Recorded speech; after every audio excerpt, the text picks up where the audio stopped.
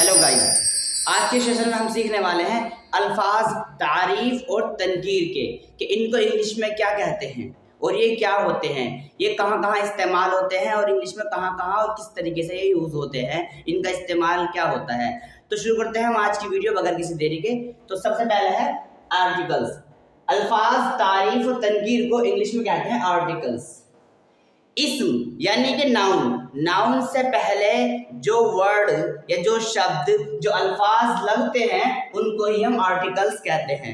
इस्म यानी कि नाउन से पहले, इस्म से पहले जो अल्फाज लगाए जाते हैं उनको ही हम अल्फाज तारीफ और तनकीर कहते हैं। ये जो हमारे आर्टिकल्स होते हैं ये दो प्रकार के होते हैं। नंबर वन, डेफिनेट आर्टिकल्स, जिसको हम उर्दू में हुर्फ तारीफ कहते हैं। इसके अंदर एक वर्ड आता है द। दूसरा जो होता है हमारा सेकंड नंबर पर वो होता है इंडेफिनिट आर्टिकल्स, इसको उर्दू में हुर्फ तनकीर कहा जाता है। इसके अंदर दो वर्ड आते हैं ए और एन।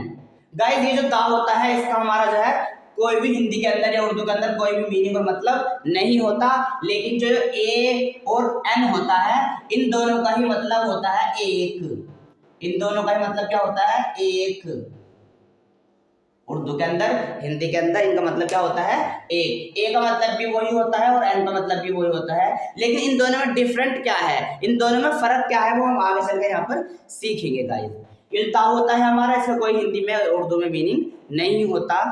तो जैसे इंडेफिनिट जो होता है जिसके अंदर हम दा का इस्तेमाल करते हैं, जैसे कुरान एक बहुत ही अजमत किताब है, बहुत बड़ी किताब है, तो उसको हम उससे पहले हम कुरान से पहले क्या लगाएंगे? यहाँ पर दा लगाएंगे। दा कुरान, इस लफ्ज को कुरान को जो है स्पेशल बनाने के लिए, कोई खास बनाने के लिए हम क्या लगाएंगे? यहाँ पर दा लगाएंगे। इस तरीके से मुस्लिम जो है, मुस्लिम से पहले हम जो है यहाँ पर दा लगाएंगे। हिमालय पहाड़ है, बहुत ऊंचा पहाड़ है, तो वहां पर हम दा लगाएंगे हिमालय से पहले।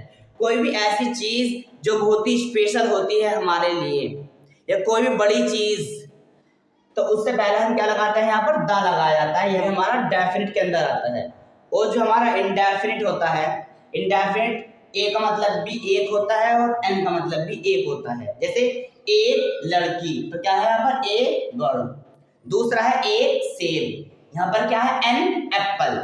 इन दोनों में फर्क सिर्फ इतना है कि जहां पर ए ई आई ओ यू ये 5 अक्षर, 5 अल्फाज जहां पर शब्द के शुरू में आ जाए, जैसे एप्पल में शुरू में क्या आ रहा है? ए आ रहा है। ये 5 अल्फाबेट जिनको हम इंग्लिश में वॉवेल कहते हैं, अगर ये शब्द से पहले, अल्फाज से पहले, वर्ड से पहले शुरू में आ जाए तो वहां पर एन लगाया जाता है।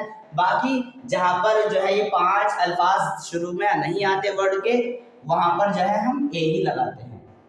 जहां पर ये 5 वोवेल वर्ड के शुरू में आ जाए वहां पर एन लगेगा, और जहां पर ये वर्ड के शुरू में वोवेल ना आए वहां पर हम क्या लगाते हैं? वहां पर ए लगाते हैं। ये थे हमारे आर्टिकल्स जिनको उर्दू में अल्फाज तारीफ और तनकीर कहते हैं। आई होप गाइस आप इतना समझ गए होंगे। आज के लिए इतना ही। सेशन को लाइक करें और ज़्यादा से ज़्यादा शेयर करें। Thank you for watching my video.